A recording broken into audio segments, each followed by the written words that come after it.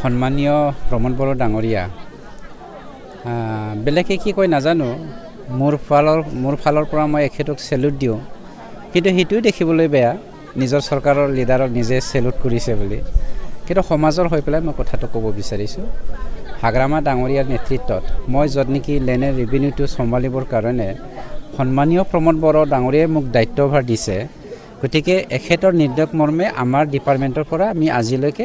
1,06,000 ফেমিলিক মাটিৰ পাট্টা দিয়া হ'ল আপুনি যদি চাই 17 বছৰত আপুনি যদি মোক প্ৰশ্ন কৰে আপোনাৰ হেৰিটো ডেটা হিচাপে 17 বছৰত বিপিএফে কিমান ফেমিলিক মাটি দিলে যদি আপুনি প্ৰশ্ন কৰে মই উত্তৰটো দিম 15,000 17 বছৰত 15,000 মানে এক বছৰত তেওঁলোকে 1,000কেও দিব পৰা নাই গতিকে আমাৰ চৰকাৰৰ দিনত আমি 1,06,000 ফেমিলিক মাটিৰ পাট্টা দিয়া হ'ল গতিকে জলজত পট আমাৰ মাজত বিপিএফ আৰু ইউপিপিএল চৰকাৰৰ মাজত হাগ্ৰামা ডাঙৰীয়া আৰু প্ৰমোদ বড়ো ডাঙৰীয়াৰ মাজত কি পাৰ্থক্য আছে সেইটো এটা প্ৰমাণ আজি কিমান মান ইয়াত আজি 135টা ফেমিলিক আমি মাটিৰ পাট্টা দিছোঁ আৰু আছে নেকি তেনেকুৱা আছে মানে অসমৰ আমাৰ যিটো 5টা জিলা বিটিআৰত আছে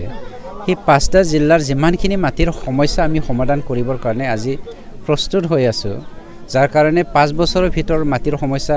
আমি 100% সমাধান কৰিবলৈ ৰেডি হৈ থকা সত্ত্বেও যদি তাত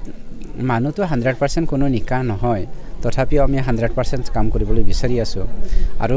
2025 চনৰ 15 ডিচেম্বৰত আমাৰ চৰকাৰটো উকলি যাব এই সময়লৈকে আমি 100% মাটিৰ সমস্যাটো সমাধান কৰিম বুলি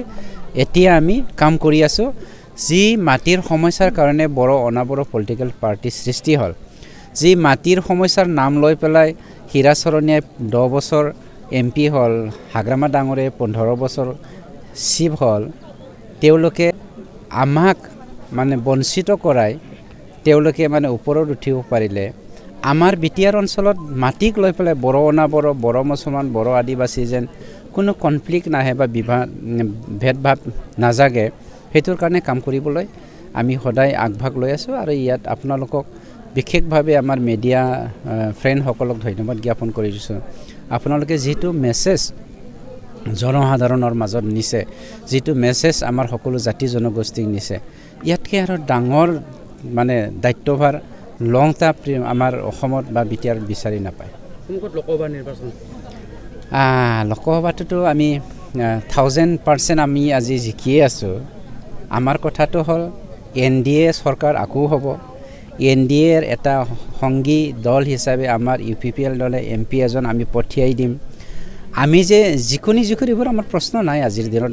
আমাৰ আগত থিয় দিব পৰা তেনেকৈ কোনোবা ৰাজনৈতিক পাৰ্টি আছে বুলি আমি অনুভৱ কৰা নাই গতিকে আগন্তুক 5 বছৰত আমাৰ MPয়ে আমাৰ এই BTC অঞ্চলত কেনেকৈ উন্নয়নৰ কাৰণে পেকেজ আনিব পাৰে ইয়াৰহে আমি কল্পনা কৰি আছোঁ বিপিএফ আৰু সংকটত নহয় তেওঁলোকেতো অতীত হৈ গ'ল অস্তিত্ব মানে সংকট নহয় বুৰঞ্জীত লাখিলে তেওঁলোকক 10 বছৰ আৰু 17 বছৰ শব্দটো লিখা হ'ল আৰু অতীত হৈ গৈছে নাই আজিও দাবী কৰি আছে যে তেওঁ টিকট পাব আৰু লোকসভা নিৰ্বাচন কোকৰাঝাৰ জিতি যাব তেওঁ টিকট পাবৰ কথাটো কেনেকৈ কাৰ পৰা পাবহি তেওঁতো নিজে অকলশৰীয়া আৰু কাৰ ওপৰত তেওঁ নিৰ্ভৰ কৰি পেলাই পাবৰ কথাটো আহিব পাৰে যেটো চাৰ্টিফিকেটৰ কথা ওলাই আছে চাৰ্টিফিকেটৰ কথাটো সেইটো হাইকোৰ্ট সুপ্ৰিম কোৰ্টেহে জানিব আমি নাজানো কিন্তু আমাৰ কাৰণে ইছ্যু নহয় নৱশৰণীয়া আৰু হাগ্ৰামা ডাঙৰীয়া ইছ্যুৱে নহয় মই হাগ্ৰামাকটো এটা কথাই ক'ব বিচাৰোঁ সদায় আমাৰ অসমীয়া সমাজত বড়ো সমাজত এটা ছিষ্টেম আছে যেনেকৈ আমি আলু খেতি কৰোঁ আলুটো অহা বছৰ আকৌ ৰুব লাগিব নহয় তাৰ কাৰণে আমি বিধান হিচাপে ওপৰত ৰাখি চাং বনাই ৰাখি থৈ দিয়ে তাৰে মাজত এটা দুটা গেলি পচি যায়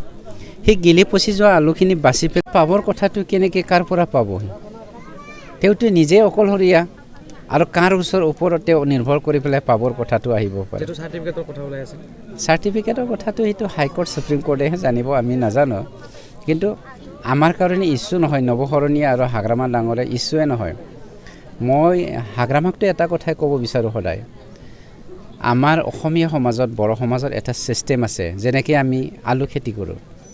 আলুটো অহা বছৰ আকৌ ৰুব লাগিব নহয় তাৰ কাৰণে আমি বিধান হিচাপে ওপৰত ৰাখি চাং বনাই ৰাখি থৈ দিয়ে তাৰে মাজত এটা দুটা গেলি পচি যায় সেই গেলি পচি যোৱা আলুখিনি বাছি পেলাই আমি বাহিৰত পেলাই দিওঁ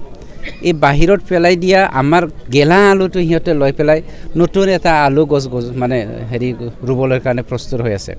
গেলা আলুটো জানো কিবা ফল দিব পাৰে গতিকে একো আমাৰ কাৰণে ইচ্ছু নহয়